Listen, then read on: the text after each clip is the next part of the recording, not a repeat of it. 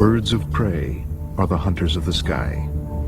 Powerfully equipped carnivores whose roots reach back to the age of the dinosaurs. Most, like eagles and falcons, hunt during the day. But the owl can detect its prey at night, with a body designed to home in on a kill, even in complete darkness.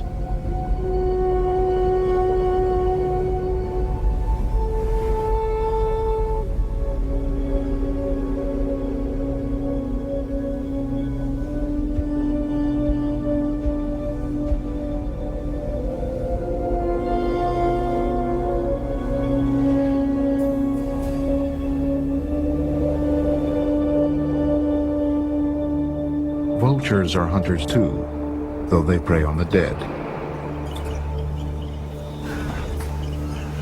These voracious scavengers work together to strip the carcasses of large animals.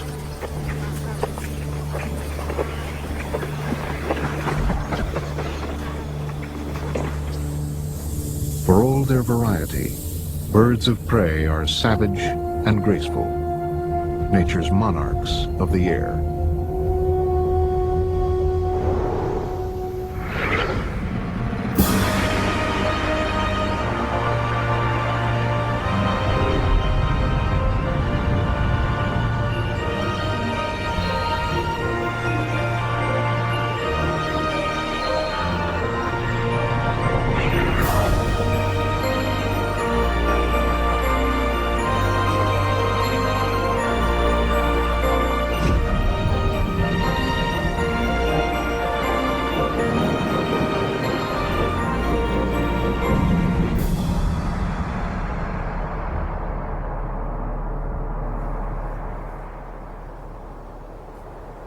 Scotland in April, and a late snow covers the ground.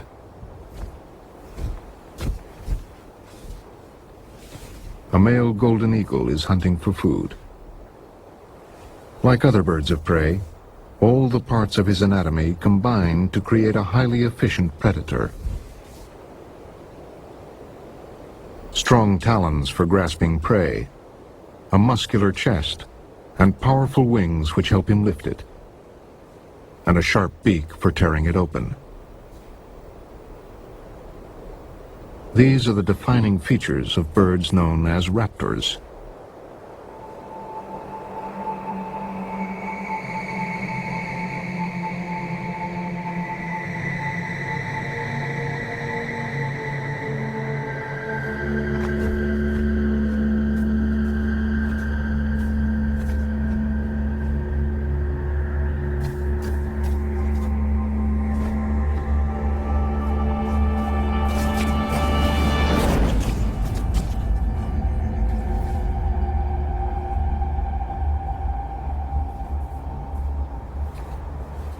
The golden eagle feeds mainly on rabbits, hares, and grouse, though it's strong enough to kill a deer calf.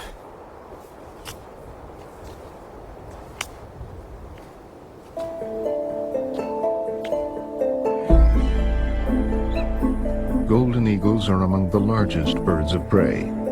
They can measure 3 feet from beak to tail, with a wingspan of 7 feet. As in most birds of prey, the female is larger than the male.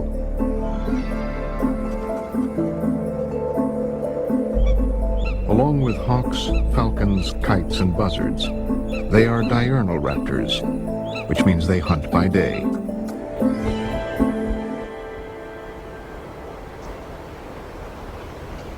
High up on the sides of a Scottish cliff, golden eagles nest in an eyrie. The female is feeding her young.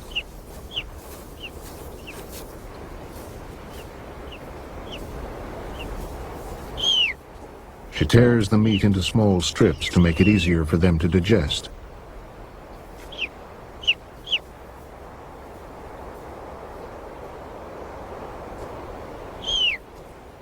However, the mother is unable to leave the nest to hunt.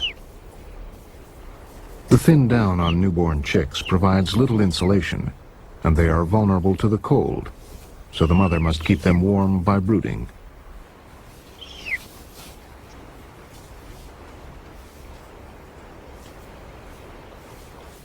For the next 10 days, the whole family will rely on the hunting skills of the male.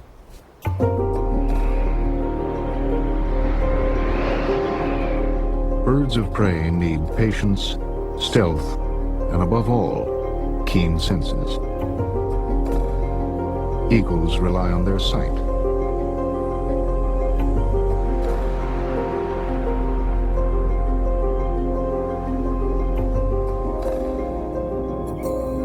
Unlike many birds, raptors have eyes which point forward, giving them binocular vision. By using both eyes to view the same object, they can see depth and are able to judge distances with great accuracy. They also have a third eyelid called a nictitating membrane, which protects their eyes, particularly when they attack.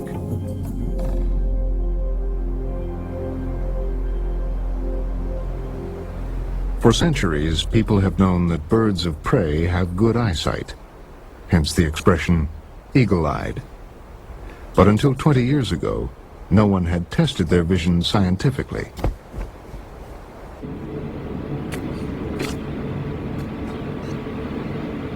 Liz Raymond, an Australian research scientist, was the first to develop an eye test for eagles.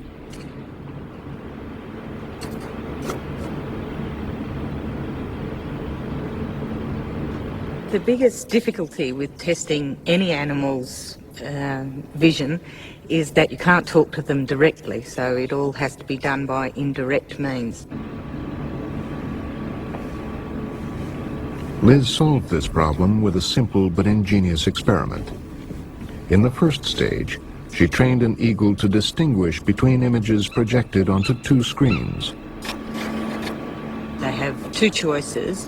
One is the black and white line of equal widths, and the other one is a projection of a homogeneous grey field. And what you ask the eagle to do after a lot of training is to fly to the black and white lines, and if the bird does that, then he would receive a food reward. Liz then made the black and white lines progressively thinner.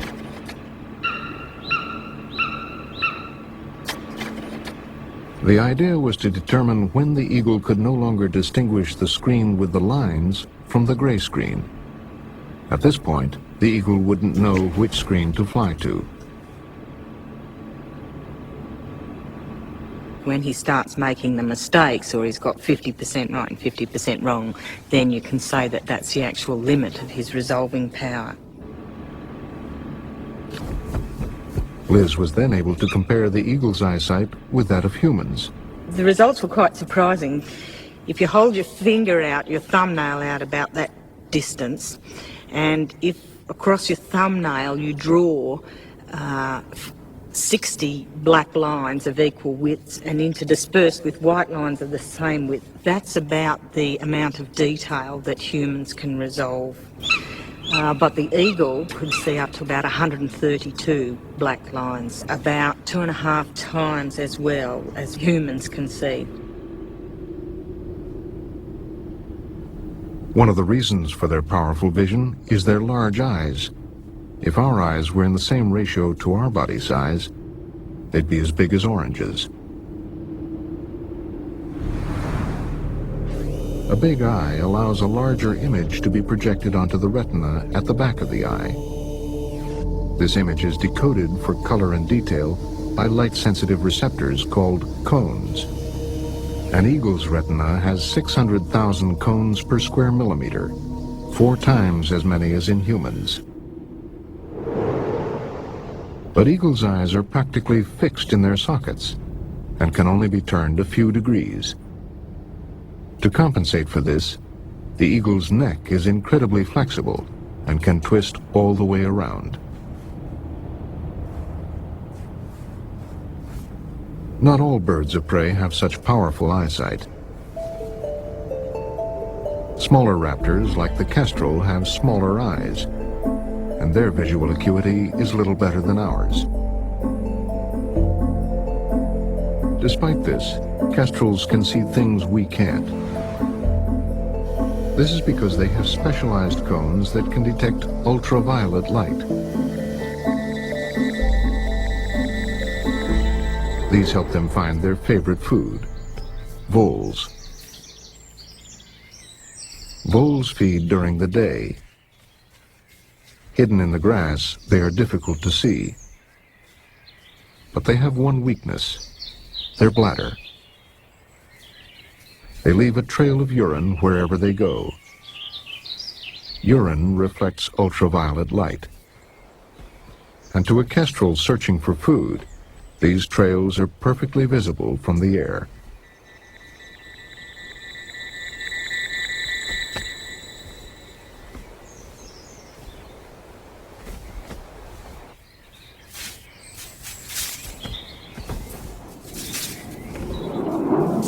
This time, the vole escapes.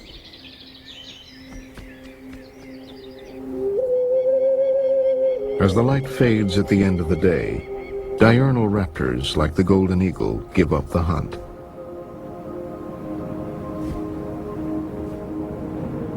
Their eyesight is adapted to work best in bright light.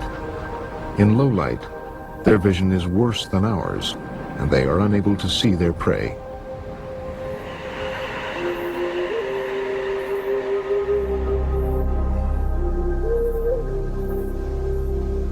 When the moon rises, the nocturnal birds of prey come out to hunt.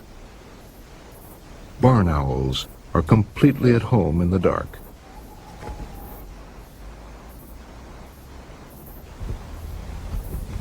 They have all the features of the diurnal birds of prey, from their sharp talons to their strong beaks, but their eyes are different. In low-light conditions, they are 100 times more sensitive than ours.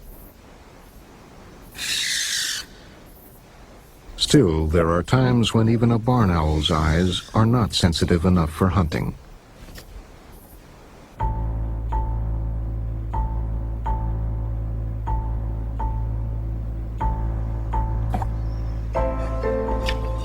The film in these canisters was the first photographic evidence that owls could hunt without any light at all. In 1957, Roger Payne of Cornell University carried out an unusual experiment.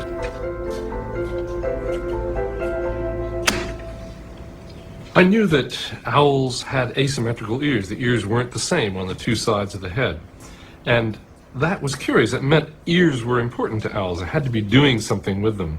So I put an owl on a perch in a darkened room, and I then released a mouse into leaves on the floor of the room. And the mouse, as it moved around, made noise, banging into the leaves and crushing them.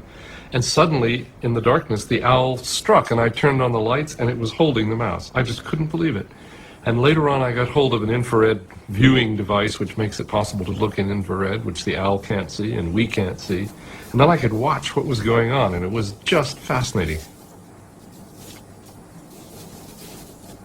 Throughout the winter in a small shed on the campus, he used infrared light to watch barn owls hunt.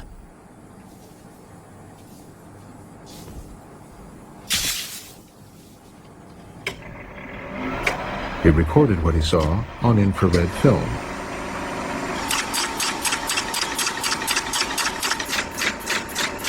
What we got to remember is that throughout this whole time, the owl can't see a thing. There's enough infrared to expose the film, but the owl can't see an infrared.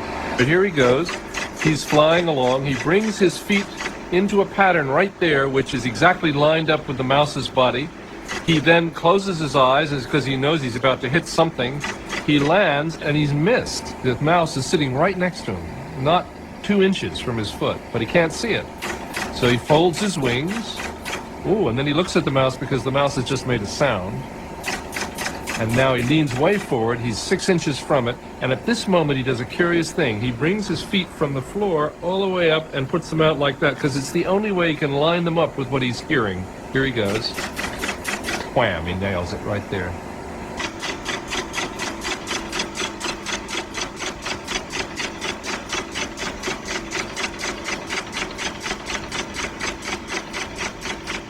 Make sure that it wasn't that it was homing on the smell of the mouse, or that it had actually seen the mouse somehow, or that maybe it was looking at the mouse in the infrared heat that a mouse gives off. I took a small wad of paper, dragged that through leaves, and the owl struck the paper. paper doesn't smell, it doesn't have any infrared coming off it, it doesn't look like a mouse to anybody, not even an owl, and the result is it had to be sound. Sound was what they were using. At first sight, the barn owl doesn't appear to have ears at all, unlike its cousin, the long-eared owl. Looks, however, can be deceiving. The tufts are only for display. Its real ears, like the barn owl's, are hidden under the feathers alongside its eyes. Everything about the way an owl looks, the reason an owl looks like an owl, is all to do with acoustic adaptations. In other words, adaptations for hearing. One of the most obvious ones is this circle of feathers around both sides of the head. Actually, this is one parabola to collect sound for this ear, and this is another parabola to collect sound for that ear, which is actually very much like cupping your hand behind your ear as a means of collecting more sound. And you can also see another peculiar thing. Owls sit with their bills pointed down like this, looking at the world. The reason they do is to maximize the surface area over which they can collect sound. If this was a robin or some other bird, songbird, the bill would be held roughly horizontally like that. But no, they tilt it way down. And the reason they do that is because this dimension of the head is greater than that dimension of the head. That whole posture is part of why an owl looks like an owl.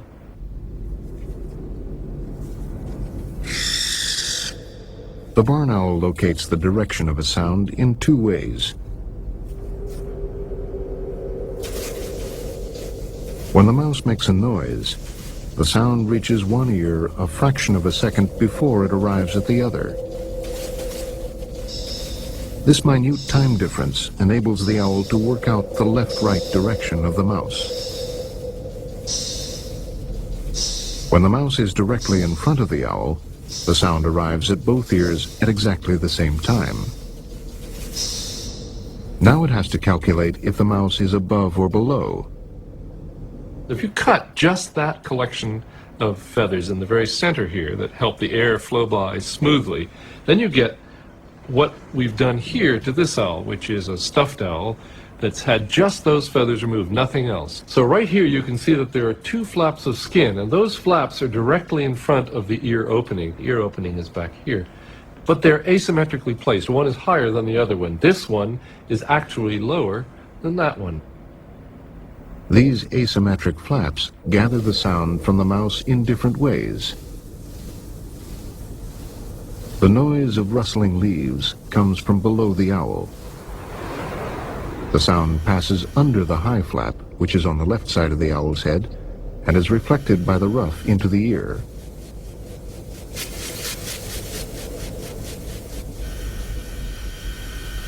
The low flap on the right side deflects the sound coming from below. When the sound is louder in the left than the right ear, the owl knows it's coming from below. By combining the up-down with the left-right information, it pinpoints the mouse with great precision.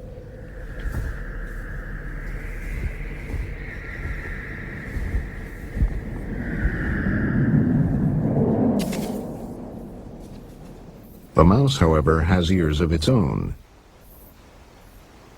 If it hears the owl coming, it can simply run away. There's a fight between owls and mice. Mice have ways to avoid owls. Owls have ways to improve their chances of catching a mouse, and this is one of them. The very leading edge of the feather that is in the front on the wing has a little series of tiny little spikes that stick out on it. No other bird of prey has these spikes. The leading edge of an eagle's wing is smooth. As the eagle flies, its wings cut through the air, creating turbulence. This turbulence creates large sound waves, making it noisy in flight. When an owl flies, the tiny spikes on its wings break down the air into smaller spirals called microturbulence. This makes the flight of the owl quieter.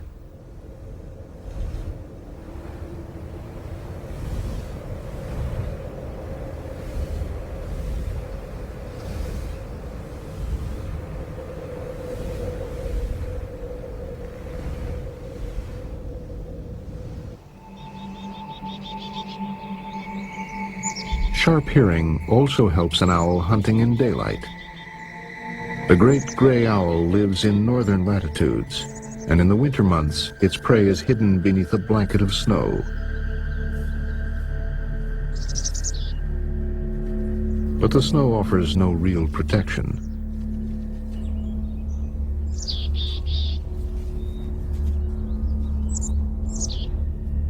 Even through this covering, the owl can detect the sound of a mouse eating.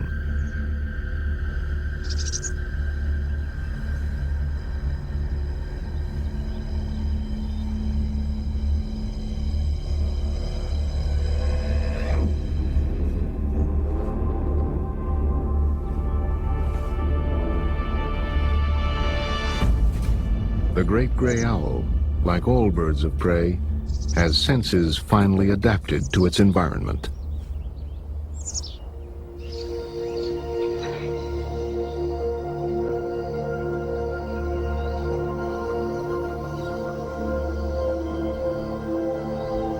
Turkey vultures ranging over the rainforests of South America can't see their food either.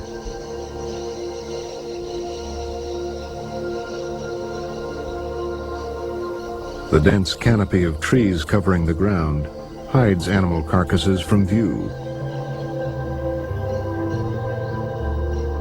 So how these scavengers were able to locate food remained a mystery until the late 1930s.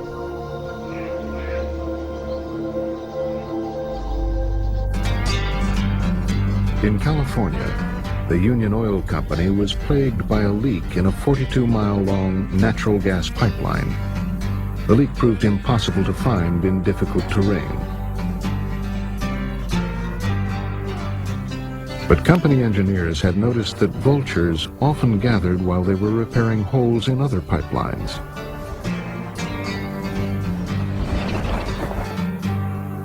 So on a hunch, the engineers from the gas company traveled along the pipeline. Eventually, they saw turkey vultures circling in the distance. When they reached the spot, they started digging. To help find pipeline leaks, a gas with a distinctive smell of rotting meat is always added to natural gas. It was this that attracted the vultures. At the bottom of the hole, the engineers found the broken pipe. They had also discovered that turkey vultures could hunt just by smell.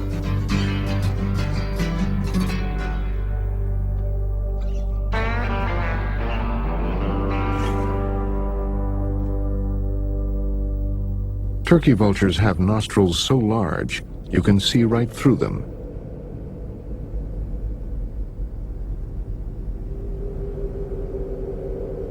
Smells are processed by a very large olfactory bulb at the front of the brain. The bulb is so sensitive, it enables the bird to detect the direction a smell is coming from.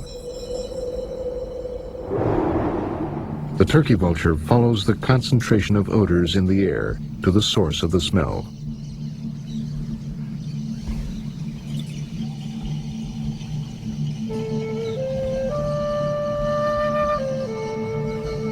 This acute sense provides a service to other vultures. While the turkey vulture flies low over the forest canopy, the other vultures soar high above, waiting and watching. These birds have a less developed sense of smell and rely on the turkey vulture to guide them to the food.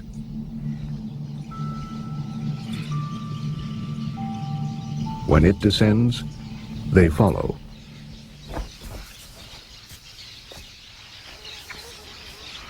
Although first to the prey, the turkey vulture isn't strong enough to rip through the skin of this large rodent.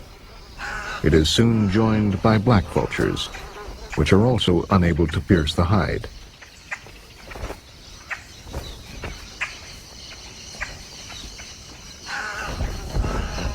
They must wait for the arrival of the king vulture.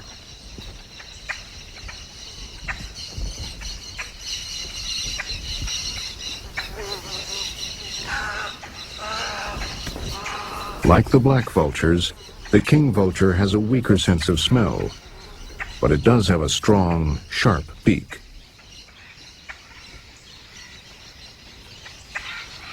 It repays the favor of being led to the meal by tearing through the skin of the carcass to provide food for all.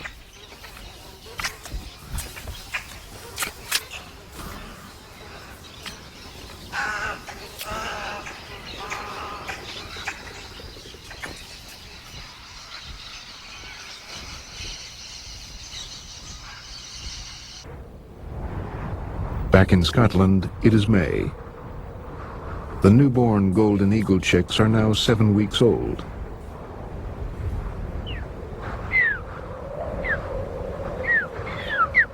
They still need feeding twice a day, but now they can be left alone on the Erie.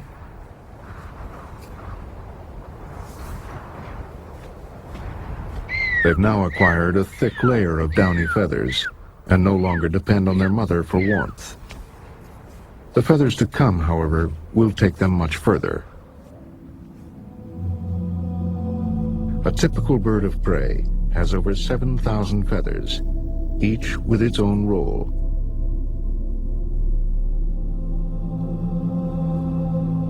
Some insulate the bird from the cold, others waterproof it from the rain. And then there are those that provide lift for flying. Before a bird flies, it raises and untangles its feathers, putting each one into place, ready for flight.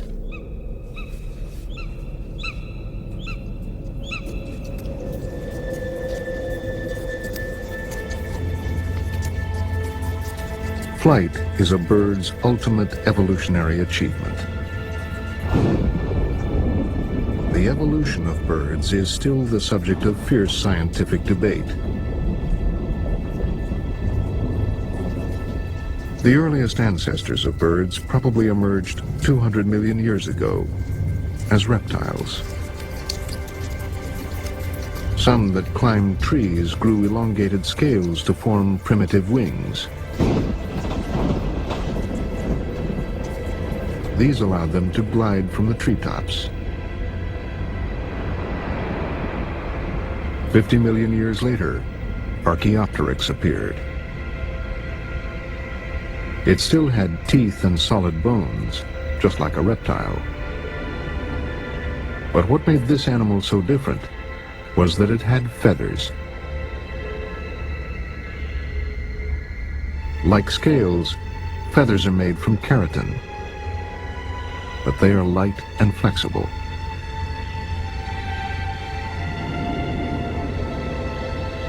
Archaeopteryx did more than glide. It could fly.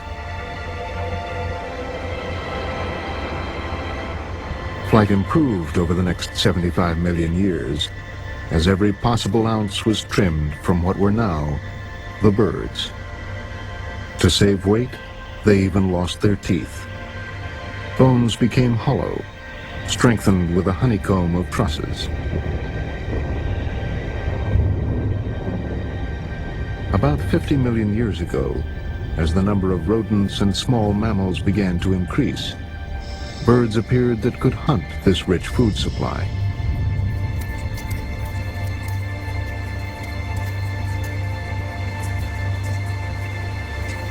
The modern bird of prey was born.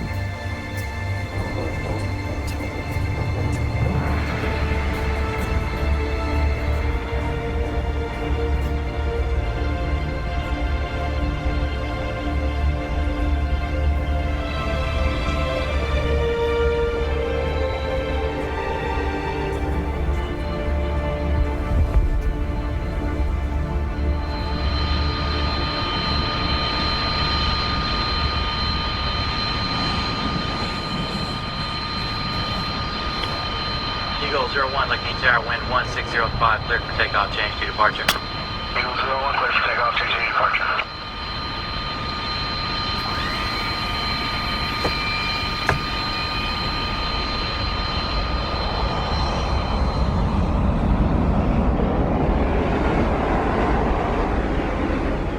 Air bases throughout the world have a problem.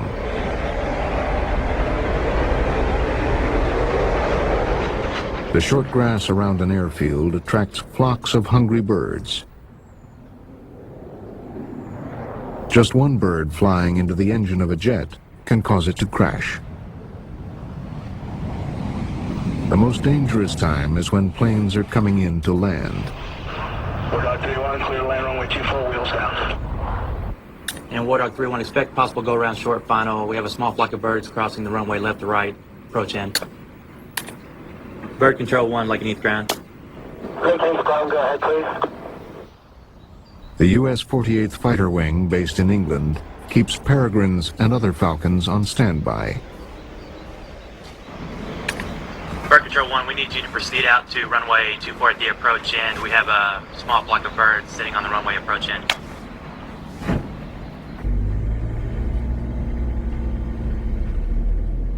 Peregrines are the natural enemy of the rooks and pigeons that feed near the runways.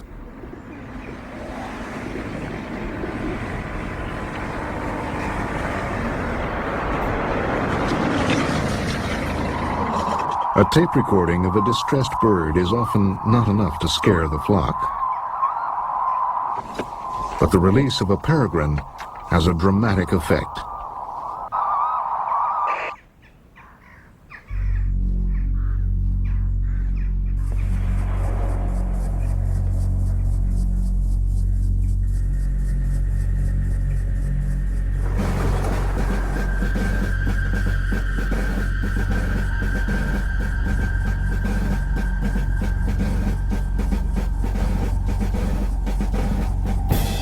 First, it climbs to gain altitude. Then it launches its attack with a steep dive called a stoop.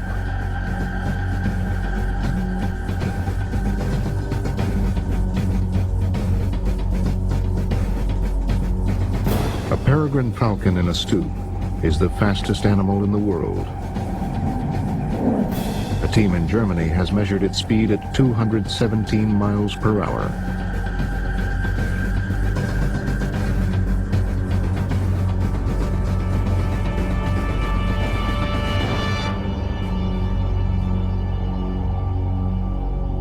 The point is only to scare the birds, but this time it catches a passing pheasant.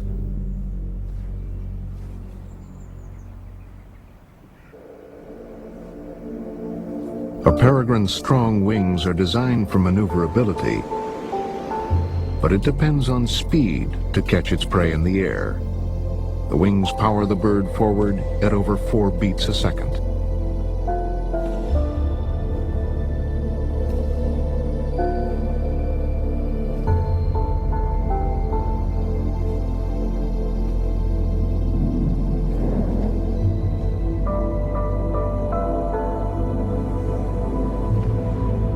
An eagle's wings are not designed for speed. Their shape and 7-foot span enable them to soar over vast areas in search of prey on the ground.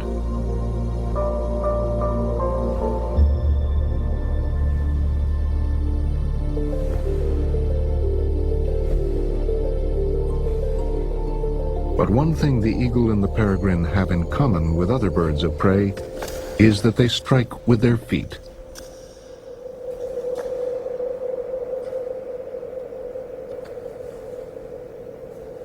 Each foot is armed with 4 talons, which pierce skin like daggers. On the eagle, they can be over 2 inches long. When they grasp their prey or a branch, raptors have a special locking mechanism in their legs that prevents their grip from slipping. It works like a ratchet. As their toes grasp, ridges on the tendons lock the talons into place.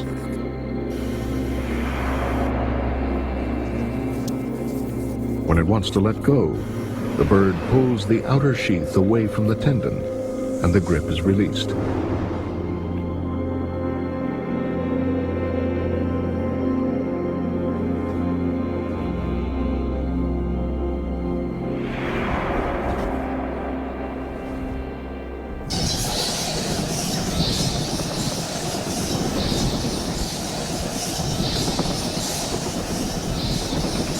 In New Mexico, the talons of the red-tailed hawk will find an easy target.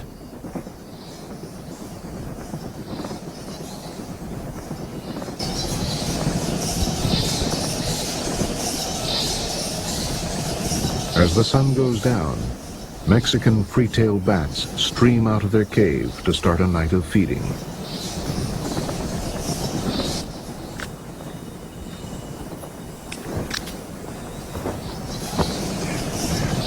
The red-tailed hawk normally hunts rabbits, but it will also take bats, and it doesn't pay to be choosy.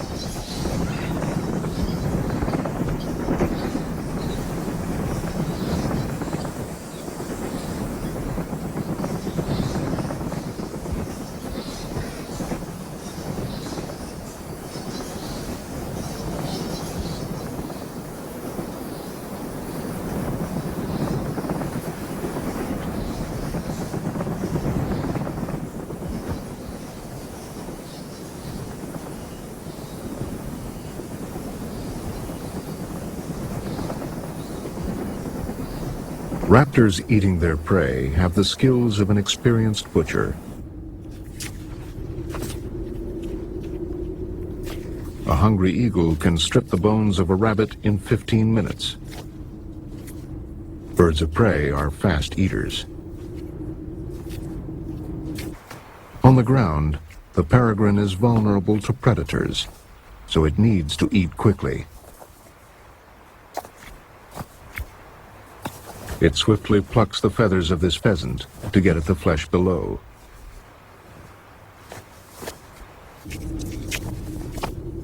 Each species has a beak that is specialized and finely adapted to the prey it feeds on.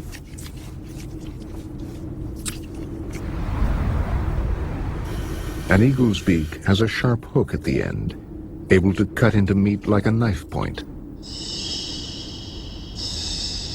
And the sides of the beak have razor-sharp edges to tear flesh away from the carcass.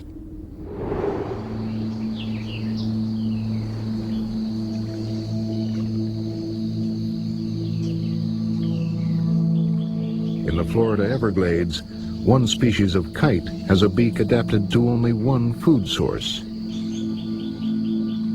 The snail kite feeds on apple snails.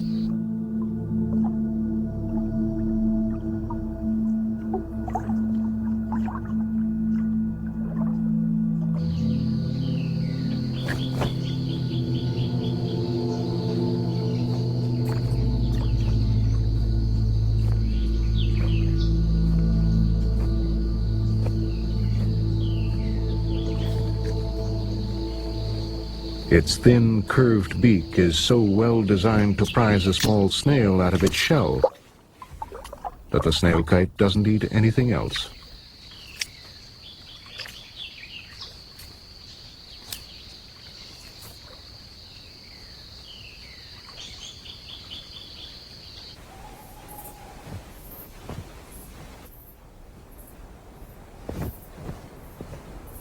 While larger birds of prey eat their food where they find it, smaller raptors, like owls, carry their catch to somewhere safe.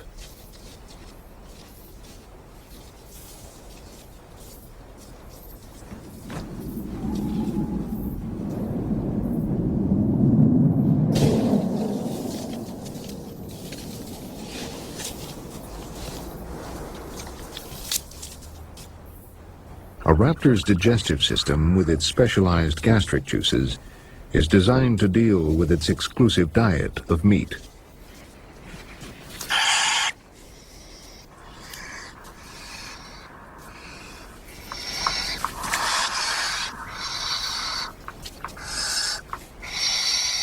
Even as young chicks, barn owls swallow their prey whole.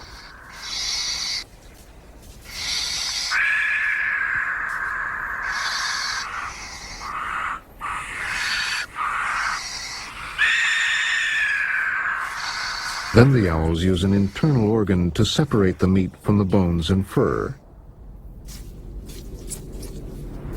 Instead of teeth to break up the food, owls have a gizzard, a muscular stomach that grinds up the food. The meat is digested by acids, and the bones and fur are molded into pellets and regurgitated. Dissecting a pellet reveals the owl's diet. In a typical week, it will eat 12 voles, 14 mice, and 8 shrews.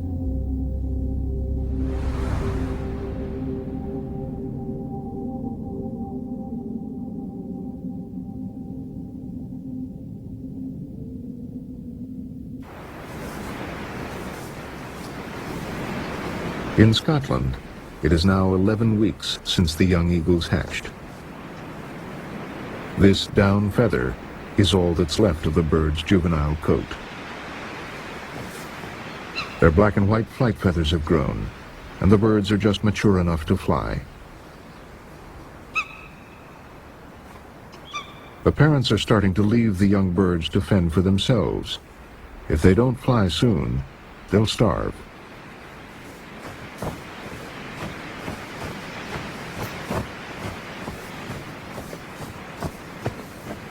These first flaps are essential preparation for flight.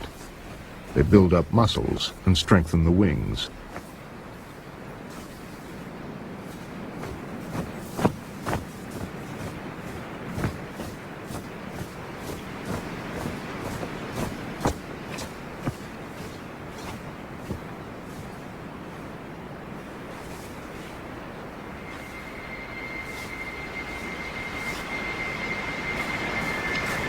The eldest chick finally gets up the courage to take to the air.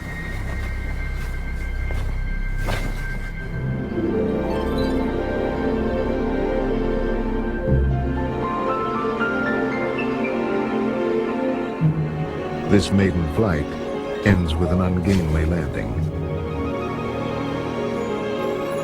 For any bird of prey, the first year is the toughest in its life. Over half will die in their first 12 months. Mainly due to starvation.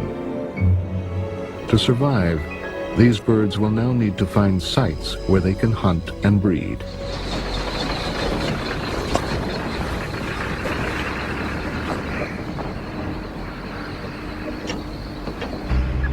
Zoologist Mike McGrady has spent 5 years studying eagles in the Western Highlands of Scotland. He's used tracking techniques to build the most detailed picture yet of the movements a young eagle makes once it has left the nest.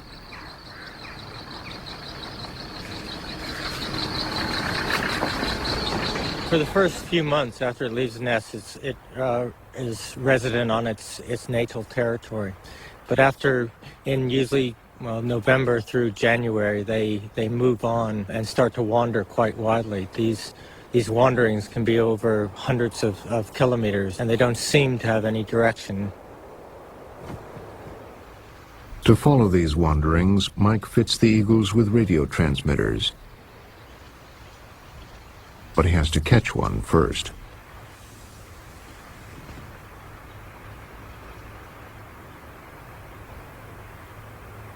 "80 yards from the hide, Mike has baited the trap with a dead rabbit.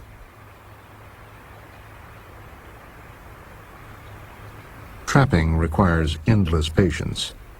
It's kind of dynamic tension between being comfortable and being uncomfortable, because you have to be awake all the time, pretty much, but and ready to move. But you also you're going to have to spend 11 hours in this hide, and it's cold or raining or something like that. You also try to make yourself comfortable.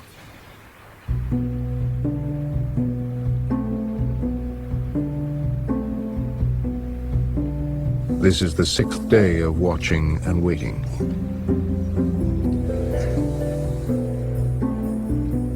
When he does spot an eagle flying overhead, there's no guarantee it will be tempted by the bait. And even if it is, Mike's problems may have just begun.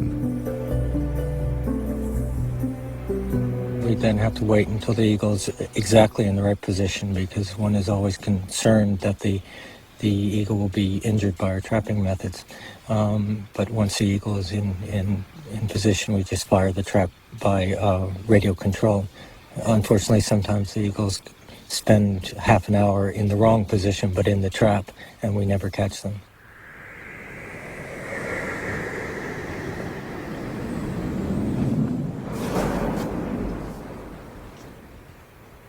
Although the bird is in position, it isn't safe to spring the trap while its wings are open.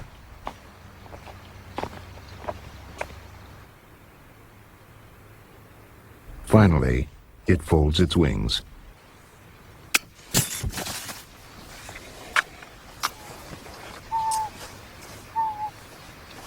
Okay, the ring number is ZZ0832. 0832.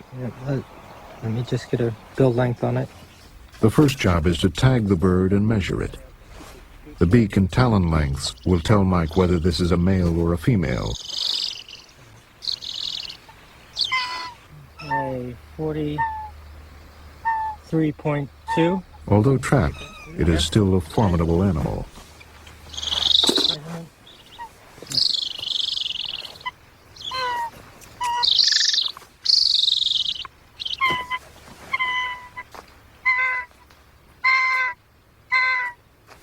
.4.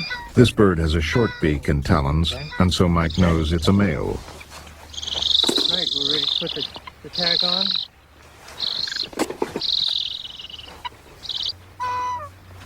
He fits the lightweight radio transmitter that will eventually detach itself from the bird.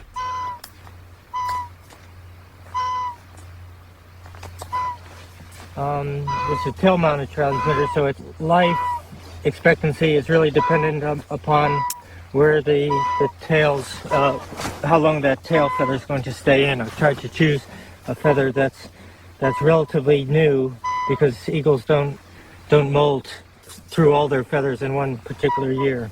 So hopefully this bird will be able to keep the transmitter on at least as long as the life of the transmitter, which might be about 2 years.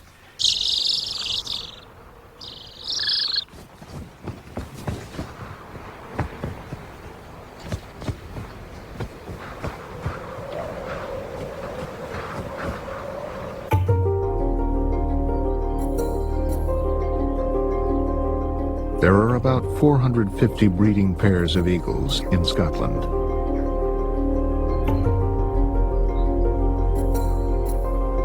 To be successful, a young golden eagle needs to claim a territory. But what if all the good sites are already taken?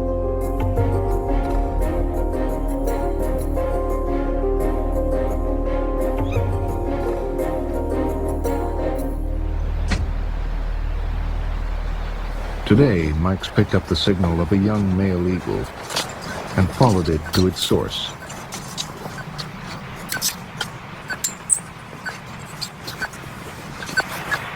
The territory of this golden eagle is 7 miles long and 5 miles wide.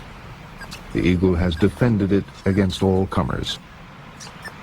Just like any other territorial animal, they maintain this territory at great sort of energetic expense. And the reason they have to do that is because the resources within that territory are quite important to it breeding. Those resources include food resources, but also might include nesting resources or a mate. They're maintaining an area which they can survive and reproduce in. The other eagles are also interested in the same thing, and if you have an eagle that's non-territorial and is looking to enter the breeding population, it has to establish itself on a territory. And at least from our work, some of these eagles seem to be aggressive about that territory establishment. Mike has recently discovered just how aggressive eagles can be. In 1992, he tagged the male of a pair of breeding eagles. He tracked the bird for 1.5 years until he eventually lost contact. Some months later, we picked up a very strong signal on this bird and followed the signal in to find the bird dead and quite decomposed.